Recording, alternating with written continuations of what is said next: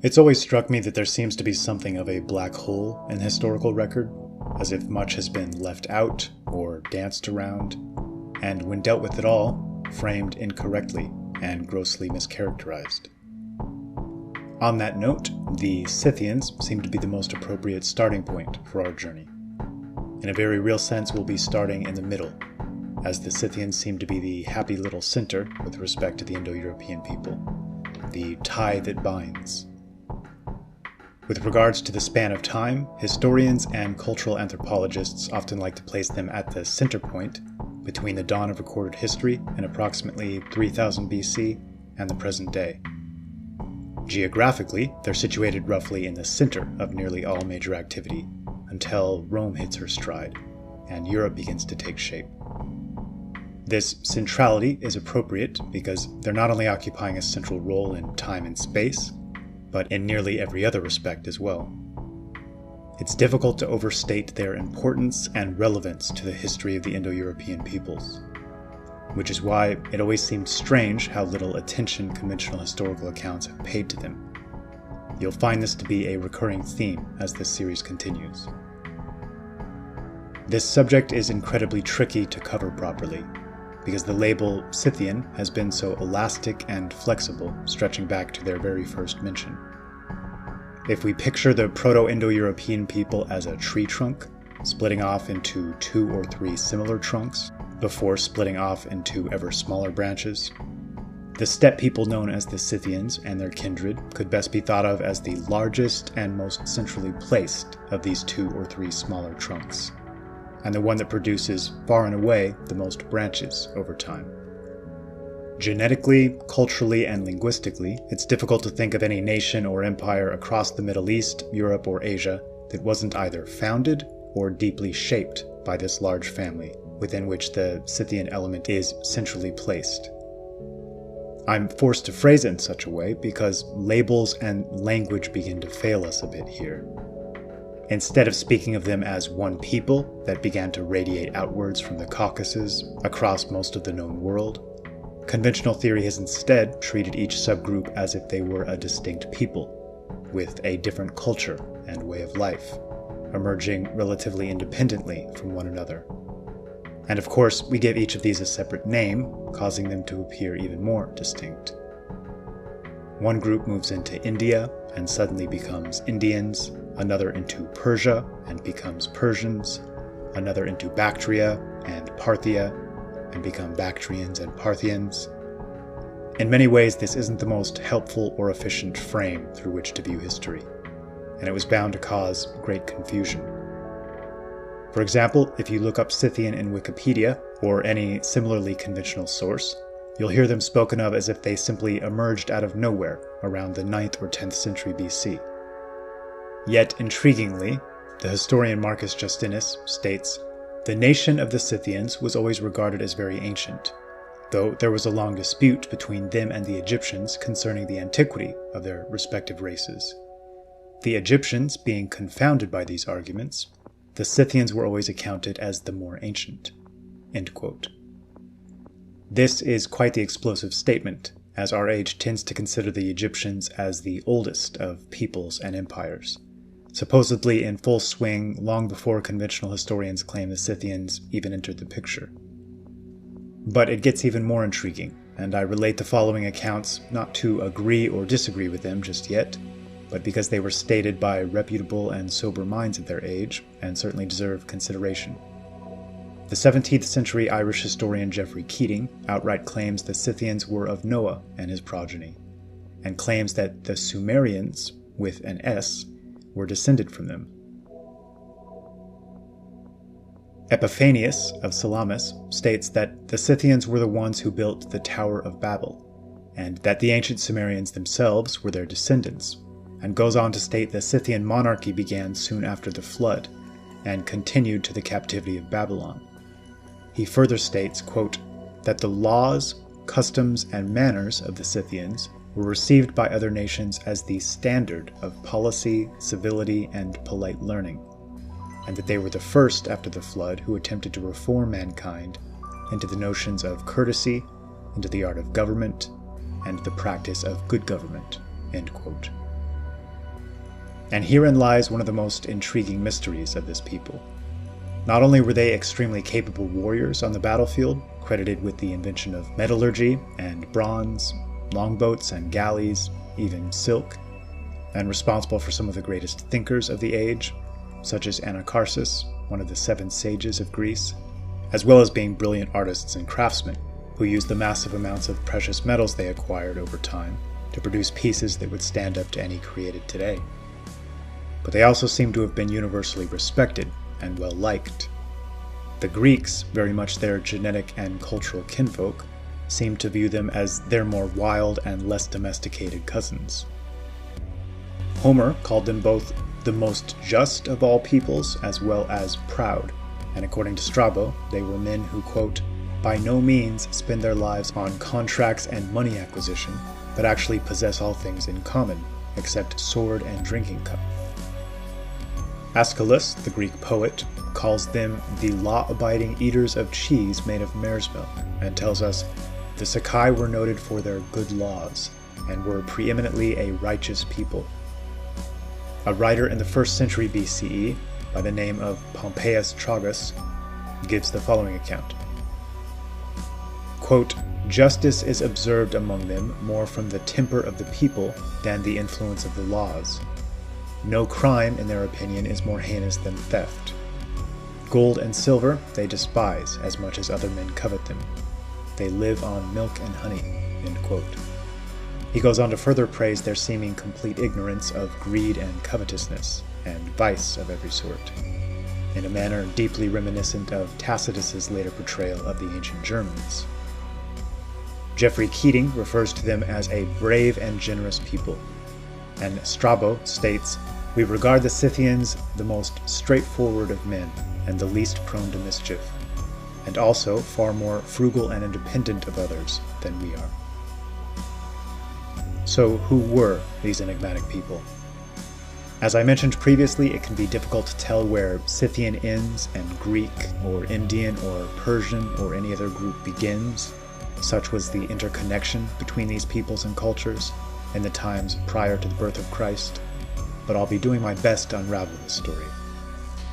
A topic which will almost certainly require at least 2 videos within this larger series.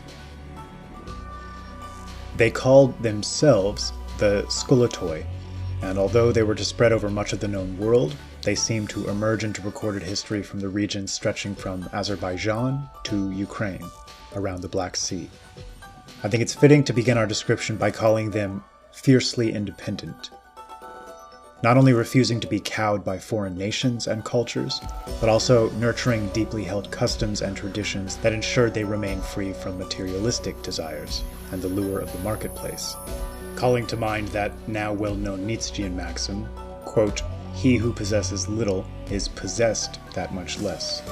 Blessed be a little poverty, end quote.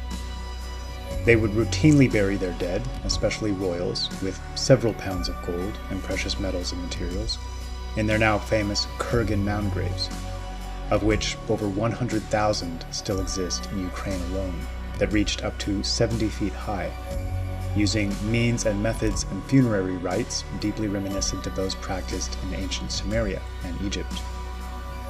They were masters of the horse and wheel, allowing for great speed and mobility, and the flexibility to move anywhere at any moment, and faster than any of their peers. Their skillful breeding of horses and cattle is the reason for the size, stature, and variety of type we enjoy today. And their mastery of riding and archery technique caused them to be virtually unassailable by even the largest empires and armies of their day, routinely making fools of kings and pharaohs that chose to try their luck. The ancient Persian Aryan custom of all youth learning 3 things, to ride, shoot straight, and always speak the truth, sprung from their cultural root. The chivalric and aristocratic knightly tradition in Europe, in which powerful nobles so often preferred cavalry service, is also almost certainly an outgrowth of Scythian customs. They could move their homes with them on wagons, and seemed undaunted by even the most difficult terrain. This mobility was used to masterful effect against several much larger armies sent to destroy them. They'd lead the enemy deep into their territory while implementing a scorched earth policy behind them. causing impossible strain on their supply lines, threatening starvation and encirclement, choosing to fight only when the odds were strongly in their favor.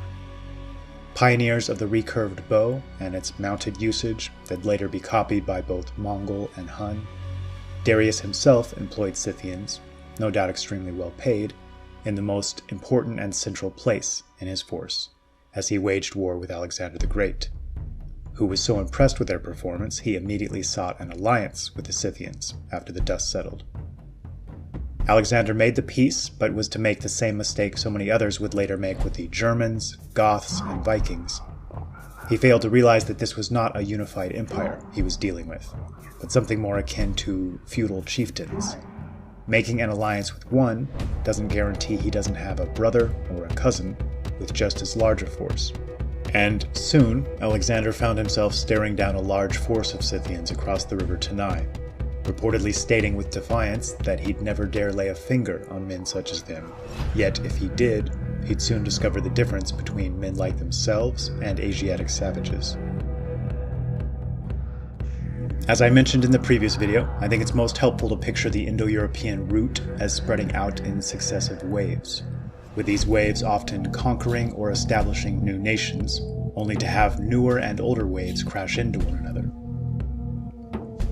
At the center of this ocean were those who Herodotus calls the true Scyths, or the royal Scyths, their aristocracy residing at the heart of their territory to which all other Scythians seem to willingly serve, and which Herodotus refers to as the largest and bravest of the Scythian tribes, which look upon all other tribes in the light of servants. These royal Scyths prohibited the enslavement of foreign peoples, and it said they were served only by true-born Scyths of pure blood. There were also extremely rowdy elements, which one might think of as the bodyguard on the front lines. These warriors at the outskirts and borders, especially, were known to drink unmixed wine, with the rest of the world at the time cutting it heavily with water, a habit that caused more than one Greek to go half mad when visiting and attempting to take up the habit for themselves, including the famous story of the Spartan king Cleomenes. They were well acquainted with several drugs, and in what was possibly a ceremonial ritual, used to set up a teepee-like structure with a fire in the middle, on which they'd toss cannabis on the hot stones and imbibe the smoke. Though they seemed to place the highest values on nobility and justice, and were spoken of with praise by all who dealt or warred with them, these were not soft men. Again, much like the later Goths and Germanic peoples, war seemed to be viewed as almost a religious sacrament of sorts, not merely a source of pain and suffering and sadness, but rather something approaching a spiritual experience, and a chance to test one another's mettle, to earn glory through the display of great courage and heroic deeds, a chance to flex both mental and physical muscle in the highest stakes contest known to man. There's a fascinating story about the Scythians being pushed by one brother people from the east, the Massagatai, into another brother people to the west, the Cimmerians, and being forced to attack the latter to avoid the former. The royal element among the Cimmerians, who again were essentially Scythians, now known by a different name, refused to leave the graves of their fathers and flee, and chose instead to divide into two camps and fight one another to the last man as a final hurrah. And when the Scythians arrived, they took possession of an empty land. It's said that some outer tribes had the custom of drinking the blood of the first man they killed as a rite of passage, and would keep trophies as reminders of their victories.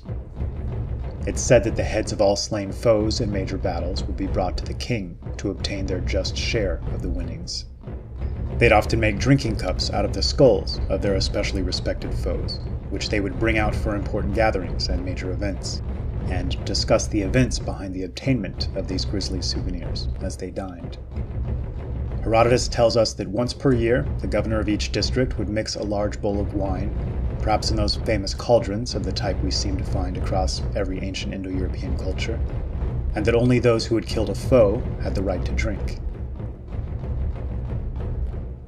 The accounts of their dominance during long stretches of time are almost unbelievable. A passage from the works of Pompeius Tragus reads, and I quote, "They thrice aspired to the supreme command in Asia. while they themselves remained always either unmolested or unconquered by any foreign power. Darius, king of the Persians, they forced to quit Scythia in disgraceful flight. They slew Cyrus with his whole army. They cut off, in like manner, Zoparion, a general of Alexander the Great, with all his forces. Of the arms of the Romans they have heard, but have never felt them. They founded the Parthian and Bactrian powers. They are a nation hardy in toils and warfare. Their strength of body is extraordinary. They take possession of nothing of which they fear to lose, and covet, when they are conquerors, nothing but glory. The first that proclaimed war against the Scythians was Sesostris, king of Egypt, previously sending messengers to announce conditions on which they might become his subjects. But the Scythians, who were already apprised by their neighbors of the king's approach, made answer to the deputies, that the prince of so rich a people had been foolish in commencing a war with a poor one, for war was more to be dreaded by himself at home. As the result of the contest was uncertain, prizes of victory there were none, and the ill consequences of defeat were apparent, and that the Scythians, therefore, would not wait till he came to them, since there was so much more to be desired in the hands of the enemy, but would proceed of their own accord to seek the spoil. Nor were their deeds slower than their words, and the king, hearing that they were advancing with such speed, took to flight, and leaving behind him his army and all his military stores, returned in consternation to his own kingdom.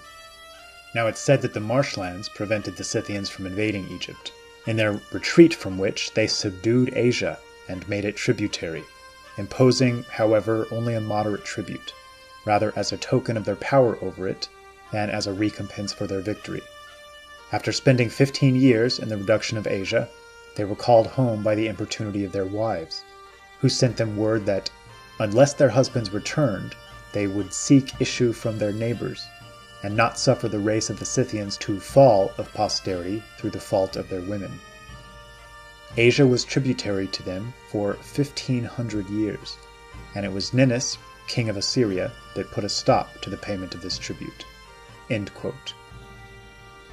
And it's important to note here that Sesostris reigned in approximately 1900 BC, so already we're seeing evidence of the Scythians not only existing, but dominating, long before Wikipedia and conventional academia claim they arrived on the scene. In a story that well illustrates their insistence on honesty and direct dealing, in the early friction between Persia and Cyrus, the Scythians faced one of their only significant defeats, by what they would come to see as a deceitful trap. A large army of Scythians, unaccustomed to wine, found an empty Persian camp, purposefully stocked with the drink, and almost immediately got very drunk.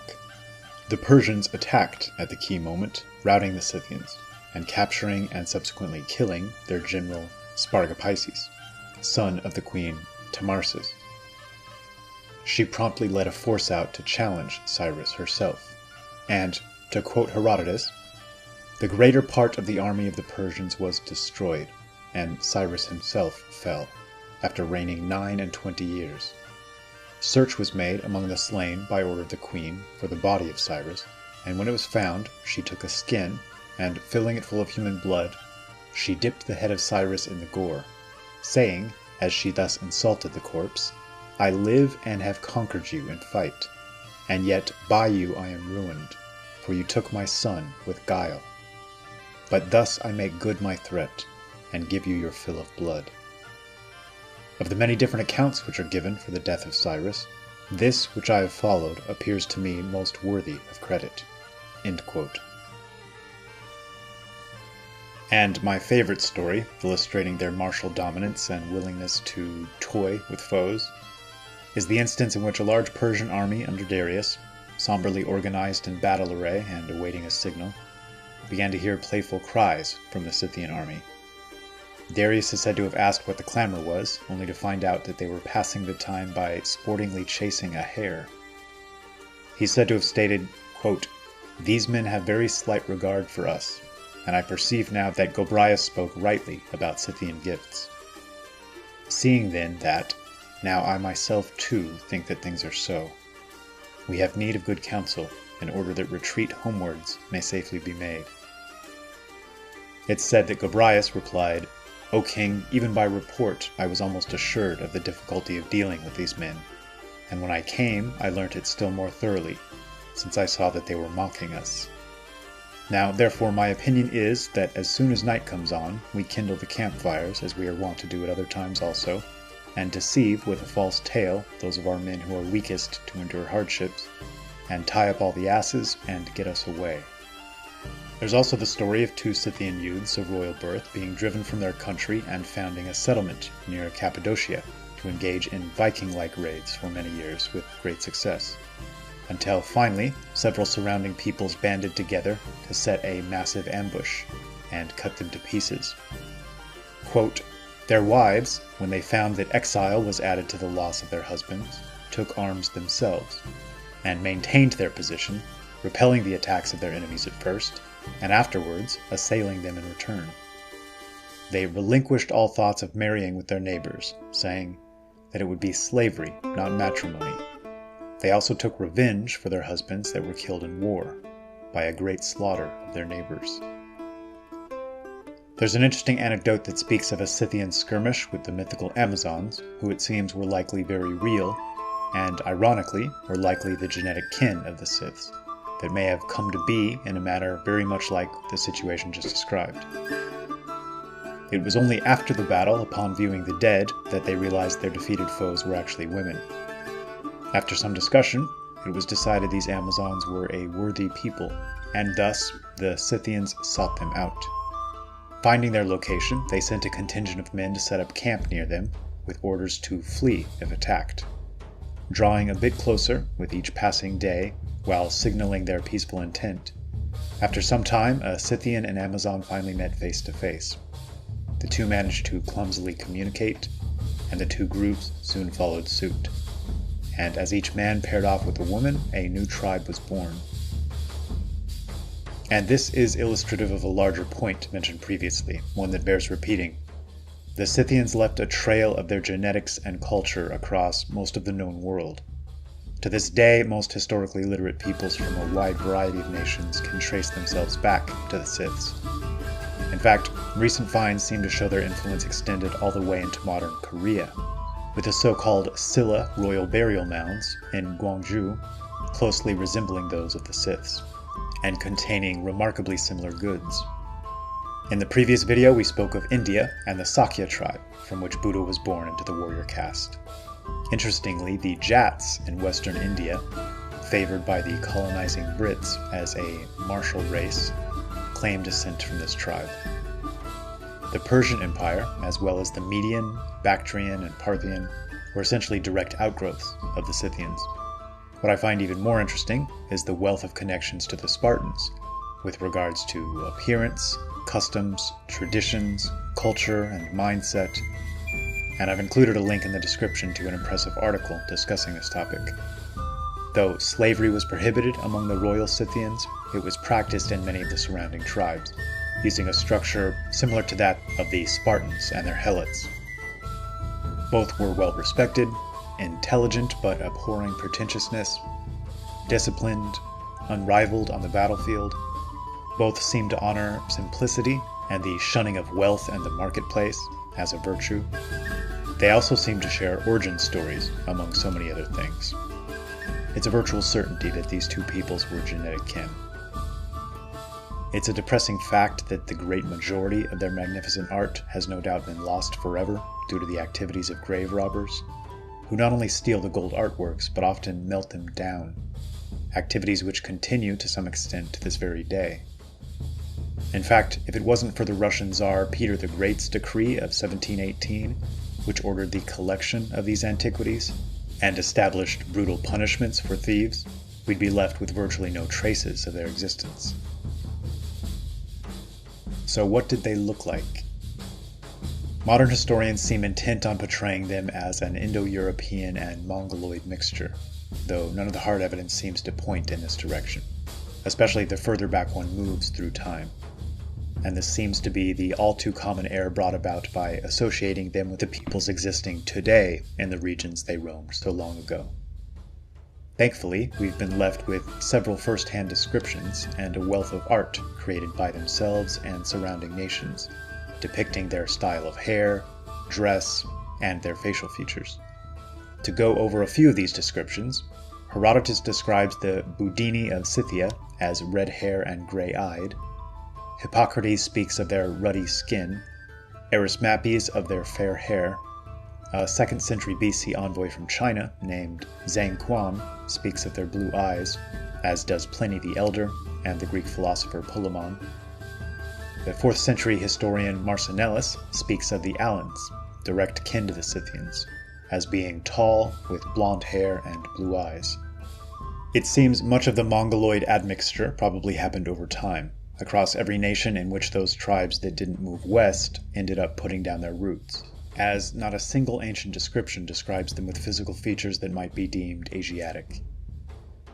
Historian Tamara Rice states, quote, "In fact, until sometime in the 5th or 4th century BC, the predominant inhabitants of even western Siberia were a fair-haired people of European origin, and it was after that date that an influx of Mongoloids resulted in a very mixed type of population." And what became of those that moved west? I believe we know these as the Yamnaya people that moved into Europe in waves, starting around 2000 BC. That people most closely resembling the Scythian culture and way of life would undoubtedly be the Goths. Many historians prior to World War II had such trouble drawing dividing lines between the Germanic and Celtic and Scythian peoples that they considered distinctions to be arbitrary. And Sharon Turner, in the History of the Anglo-Saxons, states, "The Anglo-Saxons, Lowland Scotch, Normans, Danes, Norwegians, Swedes, Germans, Dutch, Belgians, Lombards, and Franks have all sprung from that great fountain of the human race, which we have distinguished by the terms Scythian, German, or Gothic." Genetic research seems to bear this out clearly, with the boundaries of the R1A haplogroup matching the vast expanse of their movement over time. Culture and custom seems to bear this out, with the Germanic peoples sharing so much of their historical character and traditions with the Scythians. The similarity in the burial mounds of the Swedish kings in Uppsala with those of the Scythian royalty is striking. And the specific type of R1A genetic signatures found in Norway and Sweden clearly resemble those existing throughout the trail of the Scythians, extending into the Altai region, where many Scyths settled down and left their lasting genetic mark. The human genetic data is even supported by a comparison of the genetics of the Norwegian fjord horse and the Mongolian horse, and the data suggests that the migrants to Scandinavia brought with them their prized horses, which became the root stock of the Norwegian equines of today. There is also a strong connection to the Polish royal houses, and it's theorized that the famed and feared Polish cavalry hussars were an outgrowth of the Scythian root. Scottish clans, such as the MacDougals, MacDonalds, and McAllisters, also share the same unique genetic markers.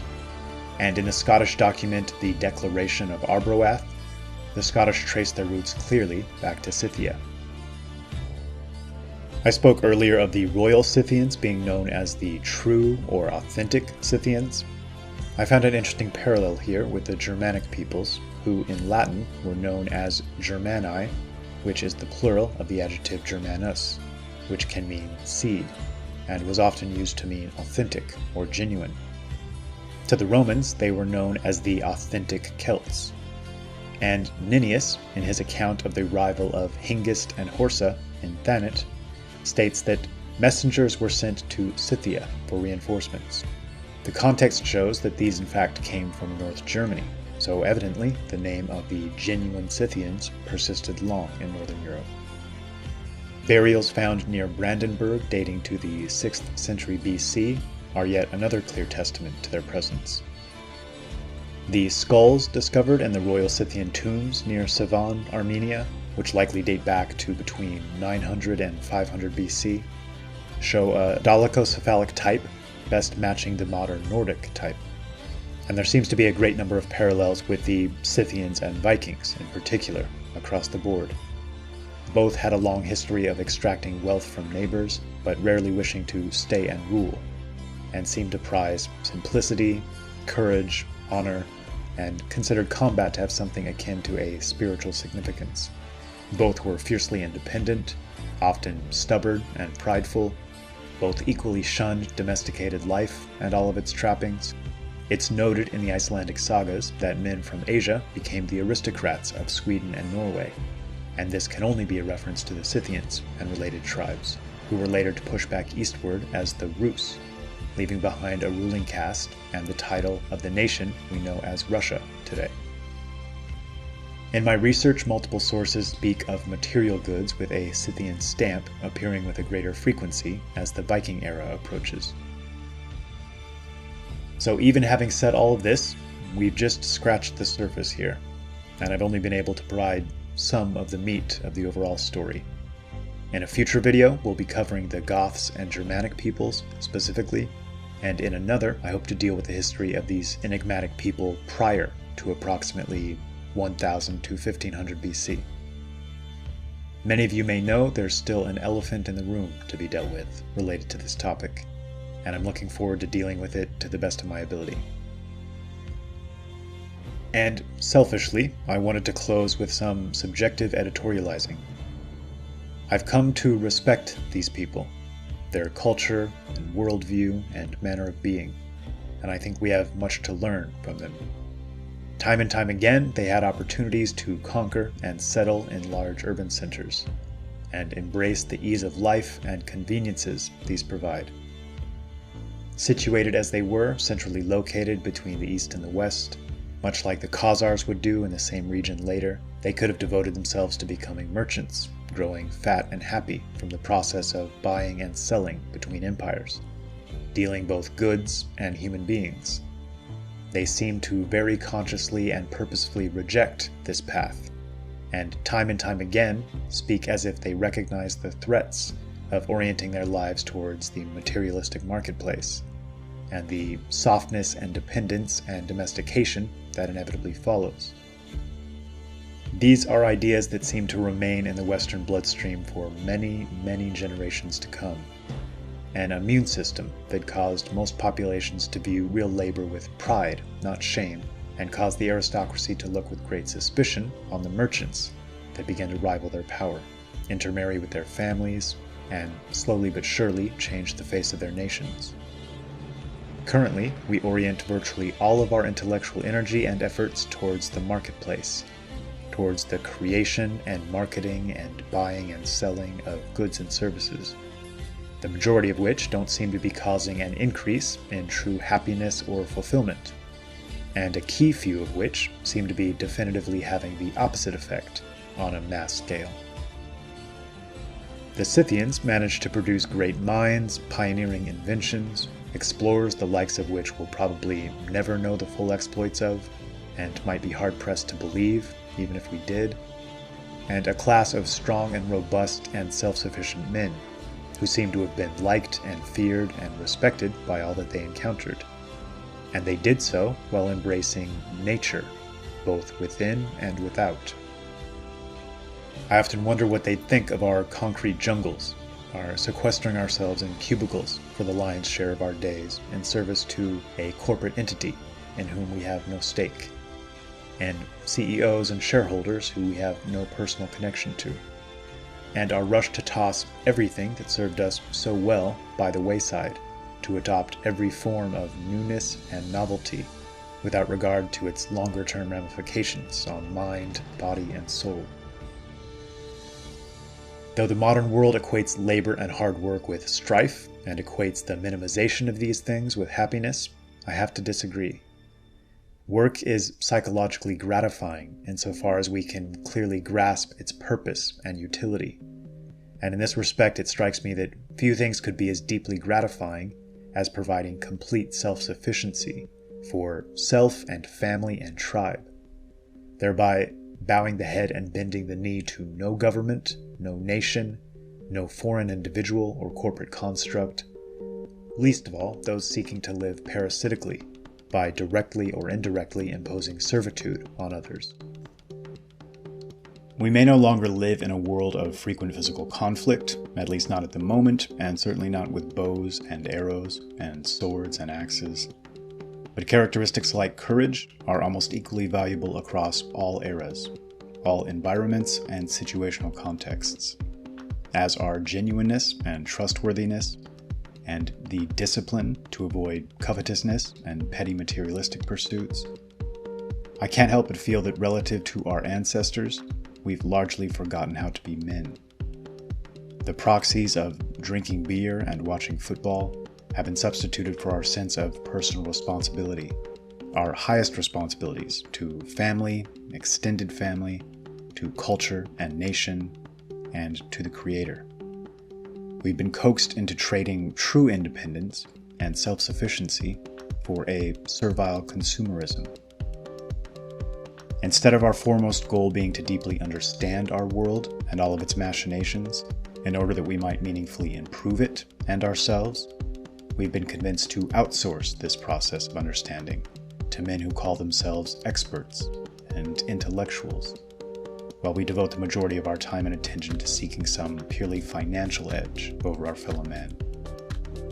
Worship of the dollar inevitably makes for small men, turns them into tools of powers they don't understand, and in many cases don't even care to understand. There are much higher and worthier things in this life.